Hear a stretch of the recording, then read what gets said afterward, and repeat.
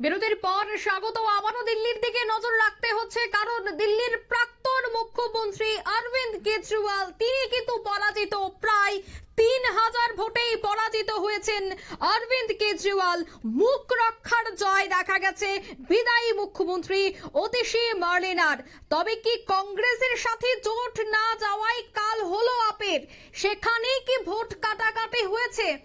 আপের রাজনৈতিক মহলে কিন্তু চর্চা শুরু। তবে এই মুহূর্তের যে বড় আপডেটের দিকে নজর রাখছি, প্রাক্তন মুখ্যমন্ত্রী অরবিন্দ কেজরিওয়াল প্রায় 3000 ভোটে পরাজিত হয়েছেন। বিস্তারিত জানবো, টেলিফোন লাইনে যুক্ত হয়ে গেছে প্রতিনিধি মানুষ দেব। মানুষদার, ঠিক এই মুহূর্তে কি জানতে পারছো? এই যে একটা পরাজয় প্রাক্তন মুখ্যমন্ত্রীর, কিভাবে দেখছো বিষয়টা? হ্যাঁ অঙ্কিতা, যেটা তুমি বললে, দিল্লির প্রাক্তন মুখ্যমন্ত্রী অরবিন্দ কেজরিওয়াল প্রায় 3000 ভোটের ব্যবধানে নয়াদিল্লি আসন থেকে উনি পরাজিত হয়েছেন। সেটা এই যে ইঙ্গিত, দিল্লির বিধানসভা নির্বাচনের ভোটের ফলাফলের যে ইঙ্গিত, সেই ইঙ্গিত কিন্তু এক্সিট পোলের যে বিভিন্ন সংস্থাগুলো যে এক্সিট পোল করেছিল তার ধারে কাছে কিন্তু চলে আসছে। ইতিমধ্যে যতটুকু আমাদের কাছে খবর এসছে, ইতিমধ্যে 48টি আসনে, মোট 70টি আসনে দিল্লির বিধানসভা নির্বাচন হচ্ছে। তার মধ্যে 48টি আসনে কিন্তু বিজেপি কিন্তু এগিয়ে রয়েছে। অন্যদিকে মাত্র 22টি আসনে এগিয়ে আছে আপ। আবার কংগ্রেস, অর্থাৎ ইন্ডিয়া যে মঞ্চ বা ইন্ডিয়া যে জোট, যেটা আমরা বলি ইন্ডিয়া মঞ্চ, কিন্তু এখনো দিল্লির বিধানসভা নির্বাচনে খাতা খুলতে পারেনি। শুধুমাত্র অরবিন্দ কেজরিওয়াল যে পরাজিত হয়েছেন সেরকমটা নয়, আরেকজন বরিষ্ঠ নেতা তথা দিল্লির প্রাক্তন স্বাস্থ্যমন্ত্রী মনীষ সিসোদিয়াও কিন্তু পরাজিত হয়েছেন। যতটুকু খবর আমাদের কাছে আছে, দিল্লি বিধানসভা নির্বাচনের জঙ্গপুরা আসনে 675 ভোটে দিল্লির প্রাক্তন কেন্দ্রীয় স্বাস্থ্যমন্ত্রী মনীষ সিসোদিয়া কিন্তু পরাজিত হয়েছে।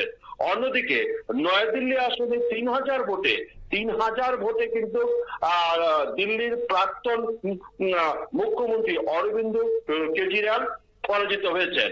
কিন্তু দিল্লির যিনি আবার স্বাভাবিকভাবে আমরা যদি দেখি যে দিল্লির যিনি বিদায়ী মুখ্যমন্ত্রী বিদায়ী অতিশী মার্লেনা, উনি কিন্তু জয়ের দিকে এগিয়ে চলেছেন। যতটুকু খবর আমরা এই মুহূর্তে পাচ্ছি। এদিকে সামগ্রিক ফল যে বিজেপির দিকে যাচ্ছে জয়ের, সেটা কিন্তু মোটামুটি ভাবে কিন্তু নিশ্চিন্তই বলা যেতে পারে যে দিল্লি কিন্তু বিজেপির দখলেই যাচ্ছে। এটা কিন্তু একটা রাজনৈতিক মহল কিন্তু এটা নিয়ে একটা চর্চা শুরু করেছেন, যেটা নির্বাচন আগে থেকে চর্চা শুরু হয়েছে, যে আপের এই ভরাডুবির দিকে যে এগিয়ে যাচ্ছে আপ, সেটা কিন্তু কংগ্রেসের সঙ্গে আতাত না হওয়ায় কি সেরকম তাই কিন্তু রাজনৈতিক বিশ্লেষক মহল মনে করছে। অপরদিকে কংগ্রেসের একগুঁয়েমি মনোভাবের কারণেই কংগ্রেস কিন্তু দিল্লিতে খাতা খুলতে পারলো না। এই যে ফলাফলটা বেরিয়ে আসছে, সেই ফলাফল কিন্তু 2029-এ যে লোকসভা নির্বাচন, সেই লোকসভা নির্বাচনে কিন্তু অনেকটা এফেক্ট পড়বে। আমাদের রাজ্যেও কিন্তু গত কিছুদিন আগে বিরোধী দল সিপিএম এর যে প্রকাশ্য সমাবেশে বামেরা কিন্তু অনেকটাই উজ্জীবিত হয়েছিল। বিজেপি কিন্তু তার পাল্টা দেওয়ার চেষ্টা শুরু করেছিল। কিন্তু এই যে আজকের যে দিল্লির যে বিজেপির যে জয়ের ধারা চলছে, জয়ের দিকে আস্তে আস্তে করে এগিয়ে চলছে। আমরা যদি আর একটু চিন্তা করি, ব্যাপক জয়, সেই প্রায় 27 বছর পরে বিজেপির এই যে দিল্লি জয়ের দিকে এগিয়ে চলছে। রাজ্যেও কিন্তু কংগ্রেসের বিজেপির কর্মী সমর্থকরা কিন্তু প্রচন্ড ভাবে উচ্ছ্বাসে কিন্তু মেতে উঠেছে। অপরদিকে কংগ্রেসের কিন্তু একটা বড় সড় ধাক্কা, সর্বভারতীয় ক্ষেত্রে হোক, আমাদের রাজ্যের ক্ষেত্রে হোক, কংগ্রেস কিন্তু একটা বড়সড় ধাক্কা খেলো। সেই ধাক্কা কিভাবে কাটিয়ে উঠবে সেটা কংগ্রেসের দলের আভ্যন্তরীণ বিষয়।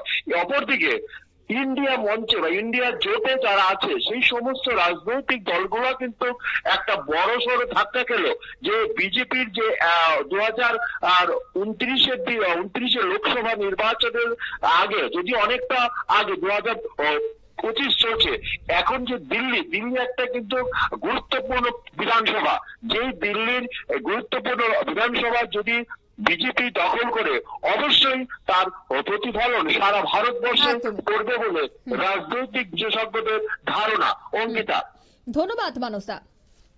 অর্থাৎ দিল্লির বিধানসভার দিকে আজ সকাল থেকেই নজর ছিল, তবে এই মুহূর্তের যে বড় আপডেট, এই মুহূর্তের যে বড় খবর, যে প্রায় 3000 ভোটেই কিন্তু পরাজিত হয়েছে দিল্লির প্রাক্তন মুখ্যমন্ত্রী অরবিন্দ কেজরিওয়াল।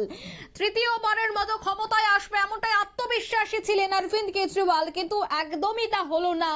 হ্যাট্রিক তো হলোই না, উল্টো দেখা গেছে যে 22-এর কোঠায় কিন্তু আটকে গিয়েছে আম আদমি পার্টি। পরিষ্কার হয়ে গেছে ইতিমধ্যেই ফলাফল। নির্বাচন কমিশনের শিলমোহর পড়লেই কিন্তু সরকার গঠন হবে বিজেপির। নিয়ে নিচ্ছে ছোট্ট একটি বিজ্ঞাপন বিরতি, খুব দ্রুত আরো একটি আপডেট নিয়ে দিল্লির ফিরে আসছি।